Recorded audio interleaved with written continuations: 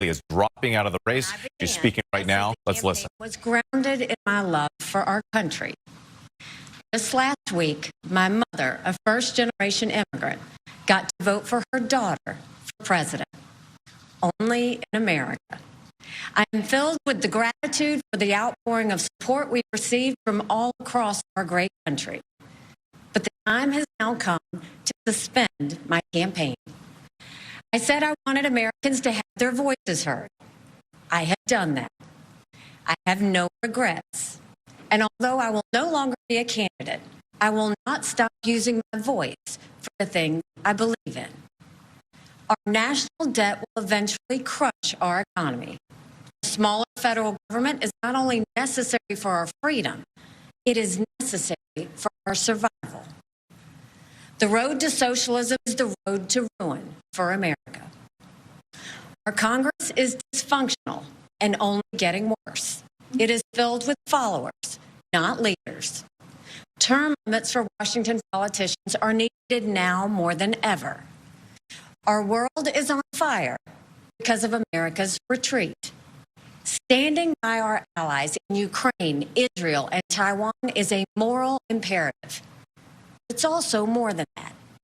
If we retreat further, there will be more war, not less. As important, while we stand strong for the cause of freedom, we must bind together as Americans. We must turn away from the darkness of hatred and division. I will continue to promote all those values, as is the right of every American. I sought the honor of being your president, but in our great country, being a private citizen is privilege enough in itself. And that's a privilege I very much look forward to enjoying. In all likelihood, Donald Trump will be the Republican nominee when our party convention meets in July. I congratulate him and wish him well. I wish anyone well who would be America's president. Our country is too precious to let our differences divide us.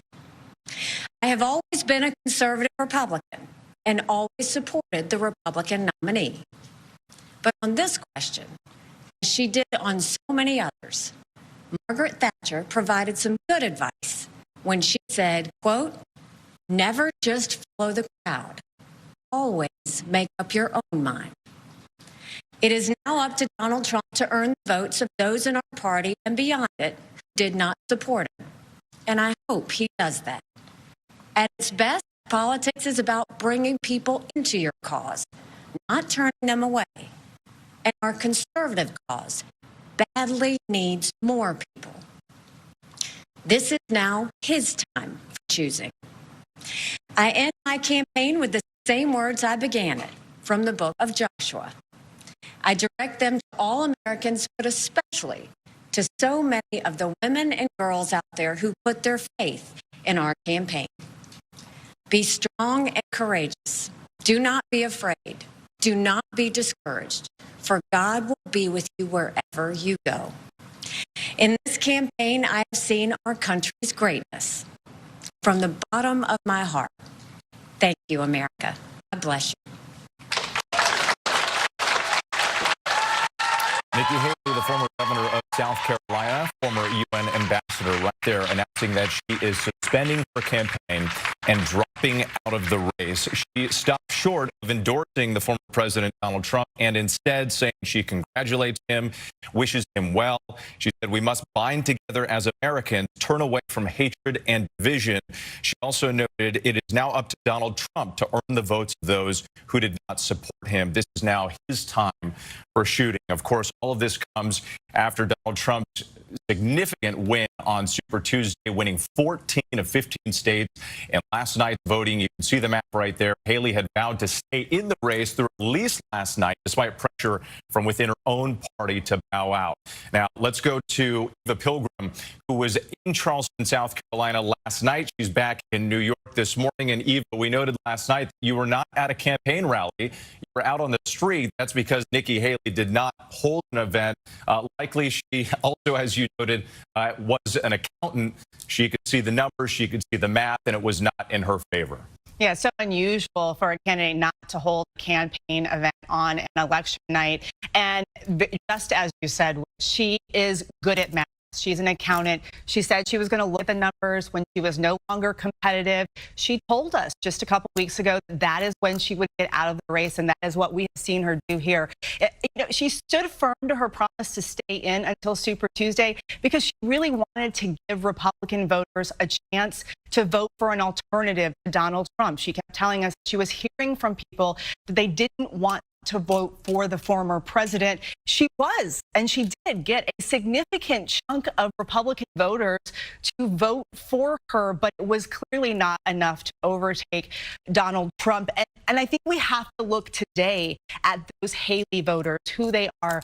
Whit, I can tell you, I've spoken with so many of them, and many of them have voted for Donald Trump in the past. Repeatedly, they told us in the last several weeks and months that they just couldn't see themselves voting for Donald Trump again. And if Nikki Haley wasn't in the race, they didn't know where they would go, who they would vote for. And that's the real question now. Where do those voters go? Will Donald Trump be able to court them to vote for him? Will they vote for Joe Biden, or a third option? Will they just not vote at all? We talked to so many disengaged, disenfranchised voters who just aren't sure that their vote even says anything anymore. There's a lot to be done before November. Absolutely. Eva Pilgrim was pointing out those questions, and exit polling also suggesting that within the Republican Party, a small percentage, but not an insignificant percentage, still questioning what to do and who to support going forward. So let's go ahead and bring in ABC's Rachel Scott in West Palm Beach. Rachel, you've been talking to the Trump campaign and the former president calling for Nikki Haley's supporters and the rest of the GOP to unite behind him heading into the general election. Yes, and we were told the former president just arrived here at his golf club just moments ago. We are told that he is watching these remarks. The day started with the Trump campaign calling on the party to unify around the former president, calling for Haley to back Donald Trump. Clearly, the former president is unhappy and frustrated that that is not happening. Just moments ago, he posted on a social media account saying that Nikki Haley got trounced last night in record-setting fashion.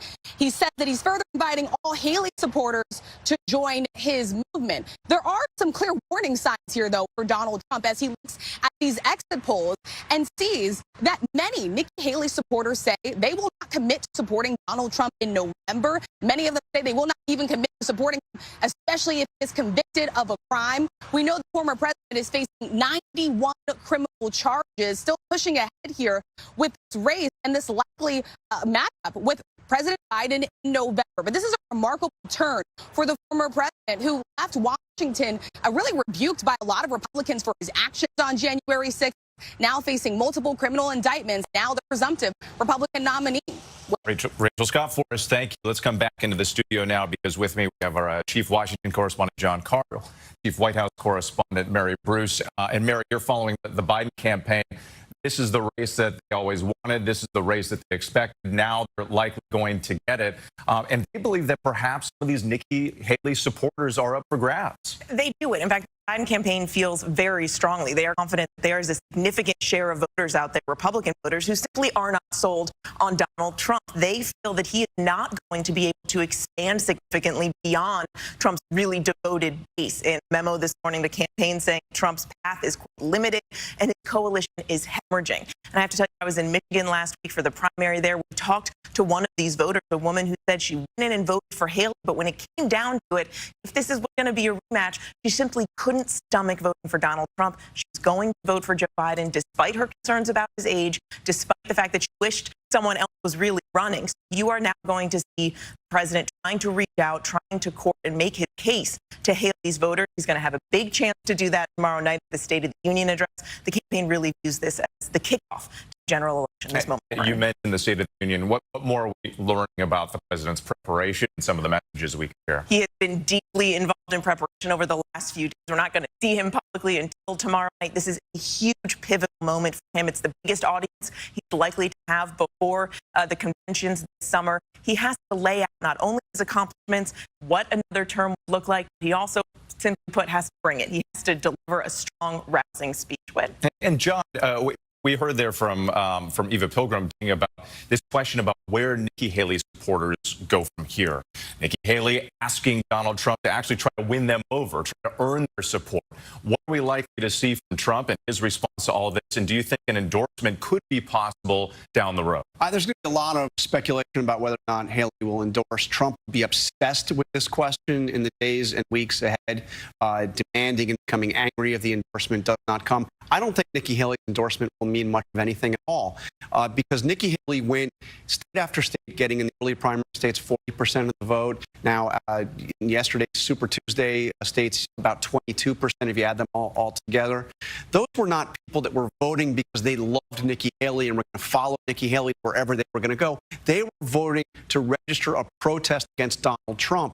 And that's why you saw in the exit polls, not just last night, but in the earlier states, Nikki Haley voters saying they are not, overwhelmingly majority of them, saying they're not inclined to vote for Donald Trump. So the big challenge here is, how does Trump get those voters? I thought it was interesting to hear Nikki Haley say that we need to turn away from hatred and division. Hatred and division are at the center of Donald Trump's campaign. Hatred towards those who he thinks have wronged him and America, and a very divisive message. I don't think Donald Trump is going to be out there actively courting these voters in a meaningful way. And you talk, forgive me right now, I understand that we are getting a statement from the Biden campaign. And once we get that up, then we'll come back to that. But I'm going to follow up with you, John, real quick with another question, because you were talking about some of the exit polling as well that reflected some of the major concerns going forward for former President Donald Trump. How do they go ahead and address those issues going forward? You have this, I mean, again, it's not a huge portion of the Republican Party, but it's enough to make a significant difference in a general election, especially when we talk about independents and moderates. Look, in a close race, this could be absolutely divisive. And let's say the obvious. In general election polls that we're seeing, Trump has a narrow lead over Joe Biden right now. It's very early. When you get down to the actual voting, he's going to need the overwhelming majority of Republicans to vote for him. It's going to be a very close, very hard-fought election. And if you look at the exit polling, these were like, again, she had a clear, she lost. She had a clear minority, but it's a significant minority. And not just on the question of will you support Donald Trump, but on a number of major defining issues. These are two different parties. Nikki Haley voters believe the election wasn't stolen. Donald Trump's voters absolutely think it was. They have vastly different views on things like abortion and immigration and the economy. This is not like a turn the light switch and they're suddenly going to go to Donald Trump. And Mary, let's come to you. I understand that statement just came through from the Biden campaign. Our inboxes here. The president commends Nikki Haley for having the courage to run, and then, as expected, makes a direct appeal to her supporters, saying Donald Trump made it clear he doesn't want Nikki Haley supporters. I want to be clear there is a place for them in my campaign. He says he knows they won't agree on everything, but on the fundamental issues of preserving American democracy, that he believes they can find some common ground. And Mary, while I have you here, just to follow up on that, the Biden campaign has been saying from the beginning this was going to be a rematch. Polling suggests that many Americans did not want to see this rematch. And actually, recently, in recent days, the polls have even shifted in Trump's favor in a head-to-head matchup. How is the Biden campaign addressing that and looking at that trend? Yeah, look, they know this is going to be a very hard-fought campaign, harder and probably tighter than they had hoped and had expected.